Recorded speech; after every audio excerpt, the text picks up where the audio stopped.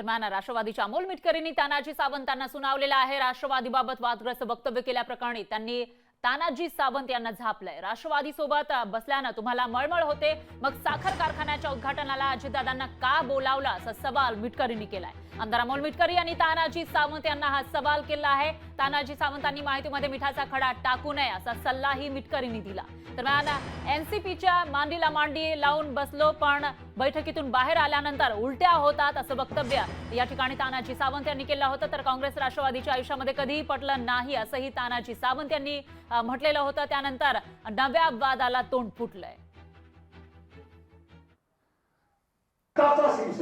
हाडामासाचा शिवसैनिक कधीही आयुष्यात काँग्रेस आणि राष्ट्रवादीचं माझं जमलेलं नाही। शिकत असल्यापासून आतापर्यंत ही वास्तव डायग्नोसिस होत नाही। जसं ॲलर्जी म्हणतोय गोळी खाली उलट्याला चालवतात ती अवस्था आहे। कारण ते विचार परिपूर्ण भिडलेले आहेत अंगामध्ये, त्याच्यामुळे ते शक्य आहे। आज जरी आम्ही कॅबिनेटला मांडीला बसलो असलो तरी सुद्धा बाहेर आल्यानंतर उलट्या होतात। ही वस्तुस्थिती सहन होत नाही। ते आता वयाच्या 7व्या वर्षी म्हणून बदलू शकत नाही। जे काय 15-20 वर्षाचं पोरग आहे, आता तू असं कर, बापानं थोडा जम दिला की नीट झाला, होत नाही ते लक्षात। त्याच्यामुळं आम्ही तत्वाशी बांधलेला आहोत। आरोग्यमंत्री एखादा असं वक्तव्य करतो, एखाद्या सामान्य आमदारांनी वक्तव्य केलं असतं तर समजू शकलो असतो, पण आमदारांनी राष्ट्रवादीबद्दल असं वक्तव्य केलं। त्यांना मुख्यमंत्र्यांनी समज द्यावी आणि तानाजी सावंतांनी महायुतीमध्ये असताना असे मिठाचे खडे टाकण्याचे पाप करू नये। नाहीतर मी तुम्हाला पहिलंही सांगितलं की आता हे 5वा व्यक्ती झालाय। म्हणजे काल नितेश राणे, त्याच्यानंतर निलेश राणे, त्याच्यानंतर सदाभाऊ खोत, त्याच्यानंतर तानाजी सावंत। आज ही लोक सातत्याने आपल्या तोंडाचे पट्टे चालवत असतील तर राष्ट्रवादी काँग्रेस म्हणून आम्ही सुद्धा उत्तर द्यायला तयार आहोत।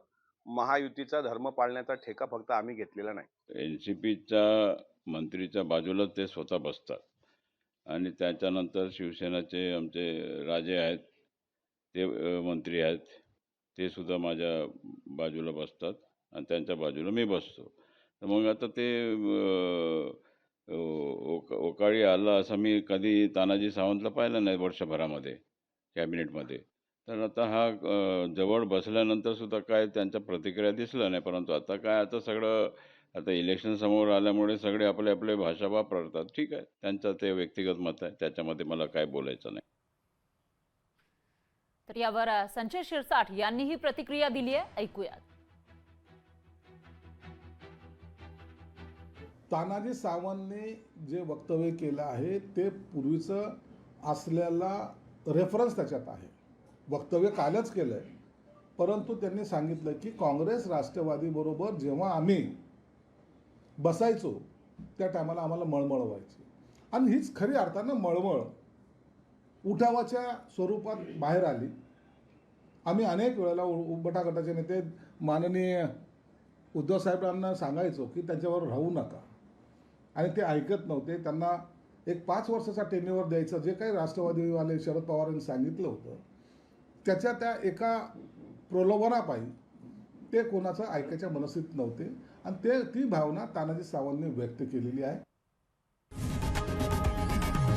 लोकशाही मराठी ऐका, पहा, जागरूक रहा।